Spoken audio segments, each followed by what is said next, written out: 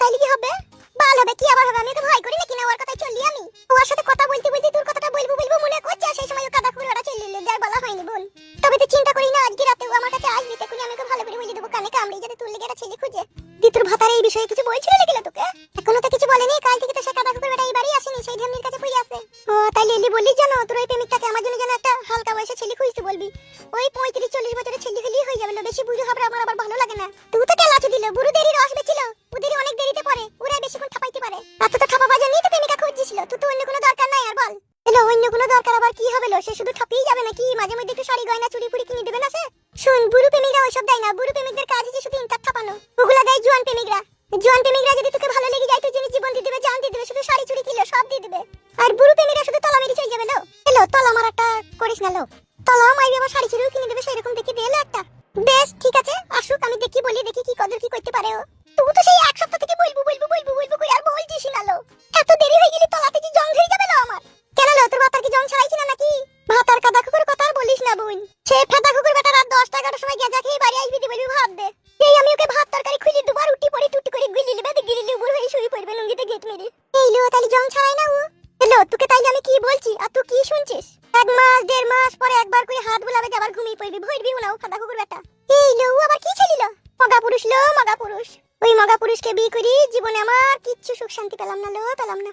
বেশ লো বেশ, তোকে অত চিন্তা করতে হবে না, যা তোকে এমন সুখ শান্তি ছেলে আমি খুঁজে দেবো, তোকে রাত দিন শুধু সুখই দিবে লে। তোরা তো মন খারাপ করিস না, তুই যা, আমি এখন ভাত তরকারিটা রেঁধে দিলি, বই গেলে আবার কথা হবে। হ্যাঁ বোন বেশ ঠিক আছে, রাত আর আমাকে একবারই তরকারি দিস লা।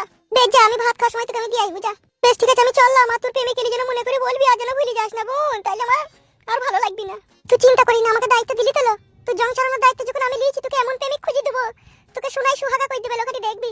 তুই লিতে পাইলি হবে, সব সময় এক একটু সালিমাল তেল তোর কাছে সব সময় রেখে দিবি খুসলে বুঝি।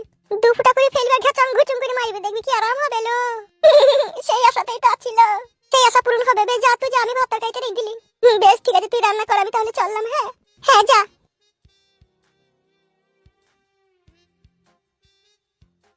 বলে ছুরি লেগে তরকারিটা আমার পুরি লেগে গেল। তুমি কি বলছো বলো ফালতু? আমার বাবা মা কিন্তু আমার বিয়ে ঠিক করছে। কোথা বিয়ে ঠিক করছে তোমার? বাবা নাকি বলছিল বসিরহাটে ঠিক করছে। বাবা লো, বসিরহাট অনেক দূর তো গো। কি করব, ওইখানে আমার একটা মামাইতো ভাই থাকে, তার হাত দিয়ে যোগাযোগ করছি। সেই জন্যই তোমাকে বলছি, কি করবে তাড়াতাড়ি করো বলো। তোমার যে আব্বা এক গোয়ারি লোক, অনুষ্ঠান করে তো তোমার সাথে আমার বিয়ে দিবে না। তোমাকে বিয়ে করতে গেলে তো লিয়ে পালাইতে হবে। আচ্ছা কি বলিস? পালাইতে হবে, কি করার আছে আর? এখন যে বড় ওকেলি পালাবো, মাল করেও তোমার হাতে নাই রে সেরকম। মাল করি তো মেয়েরাই বাড়ি থেকে নিয়ে যাইবে, ছেলেরা লেয় লেগে, তাই না? ছেলেদের কাছে থাকে। তাইলে আমার কাছে তো টাকা পয়সা নাই, তাইলে তুমি চলো কিছু টাকা পয়সা লিয়া, সোনা দানা লিয়া লিলাও দি, চলো পাই চলো। সোনা দানা আমার কাছে আছে, সোনা দানা তো সব মায়ের কাছে বাস করে ভরা আছে, সেই বিয়ের দিনকে বাই করে দিবে। যন্ত্রণা তো তাইলে মারা কি করবে পাচ্ছে, তো কাটা খাই নুনে ছিটি রে। সেইটাই তোরে মারা। এইগুলো আগে একটু একটু ভাবতে হয়, বুঝলা তো? শুধু কানা বুবার মতো প্রেম ভালোবাসা করে গেলেই হয় না। আমি তা জানি তোমার আব্বা এত তাড়াতাড়ি তোমার বিয়ে ঠিক করে ফেলবে।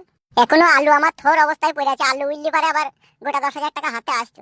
তাইলে পালাইতে পারবে না আমাকে নিয়ে? বললাম আমি যে পালাইতে পারবো না তোমাকে নিয়ে, অবশ্যই পালাইতে পারবো, একটু ভাগ্য দাও আমাকে। হ্যাঁ, টাকা পয়সাটা একটু ব্যবস্থা করতে হবে, ওটাও তো একটু টাইম দিতে হবে বলো। ঠিক আছে, টাইম লাও, চিন্তা ভাবনা করো, যা খুশি তাই করো। ভালো করে চিন্তা করবে, যদি তোমার জীবন থেকে আমি হারিয়ে যাই তাহলে এইটুকু মনে রাখবে তোমার ভুলের কারণেই হারাবো। কারণ সময় থাকতে আমি তোমায় বারবার করে বলছি আমাকে নিয়ে পালিয়ে চলো পালিয়ে চলো। আরে কাছে পয়সা থাকলে বারবার বলতে তো এখনই লি তোমাকে পালাতাম আমি। এখন তোমাকে বাড়ি থেকে বাইক হইলে গেলে বারে ঘর ভাড়া চাই, বিয়ে শাদী করতে হবে, হাড়ি পতিলা কিনতে হবে, 2-4 মাস বাইরে থাকতে হবে, মিনিমাম 40-50 হাজার টাকা কাছে চাই। আর এখন তোমার আমার কাছে আছে 250 টাকা, আবার এই এত বড় চিন্তা দিয়ে দিলা তুমি। বেশ চিন্তা ভাবনা করো, 40-50 হাজার টাকা জোগাড় করো, কিন্তু শুনো হাতে সময় খুব কম, মনে রেখে দিবে, ঠিক আছে?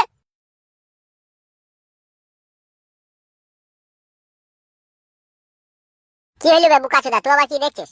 দেখছি যে পয়সা আবার কি জিনিস। দেখতে না চুপ করে বস।